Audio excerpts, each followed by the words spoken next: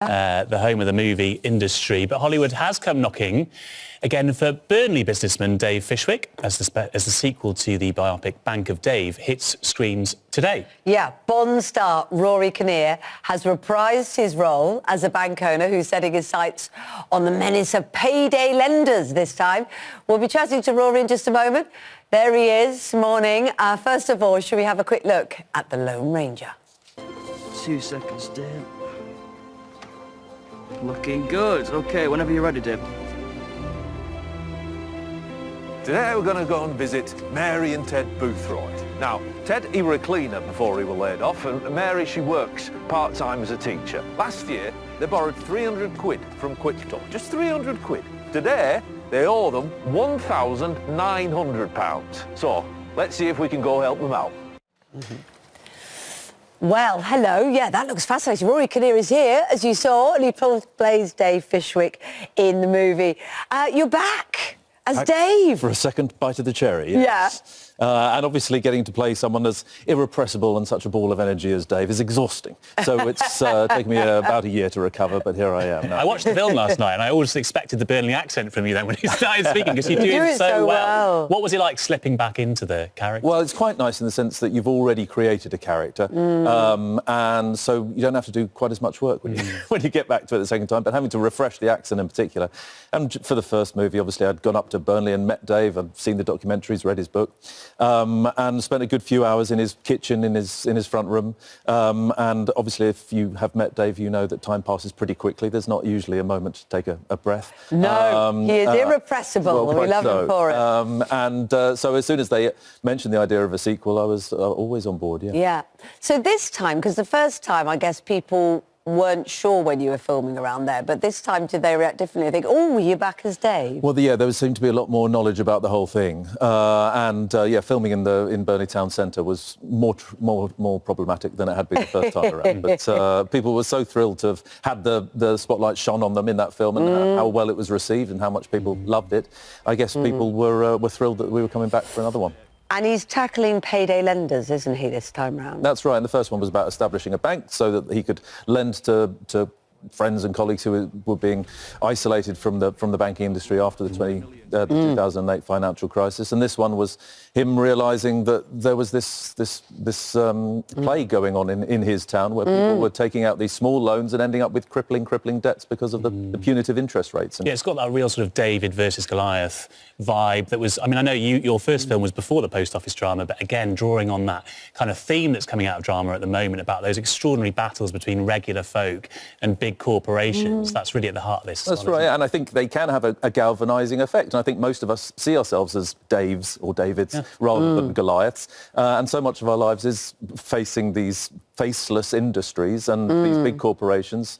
And all of Dave's sort of mantra in life is about getting people that you can see the whites of their eyes so that you can make business according to people rather than algorithms or units. Now, you've been busy with all sorts of things. Toxic Town. Talk to me about that. That's, again, a sense of injustice and, of a different theme. Yeah, Jack Thorne-written drama, which is, again, on Netflix, I think, next month, about the Corby air poisonings in the 90s, where various mothers discovered that a lot of their children had been born with limb differences and how they were going to find the reason behind it. And they took Corby Council to court and ended up winning a victory. Do you enjoy playing those kind of roles where you're kind of telling a true life story and bringing those kind of social justice issues to the screen? Is that satisfying as I mean, I guess the nice thing about being an actor is to do as many different things as possible. But when a story does chime with you, but also will chime with the general public as well, yeah, there's a definite satisfaction to that as well. And what about Bond? We always talk to you about Bond, don't we? Everyone always asks you. Yeah, when you were first, it was Quantum of Solace, of course, wasn't it? Dame Judi Dench.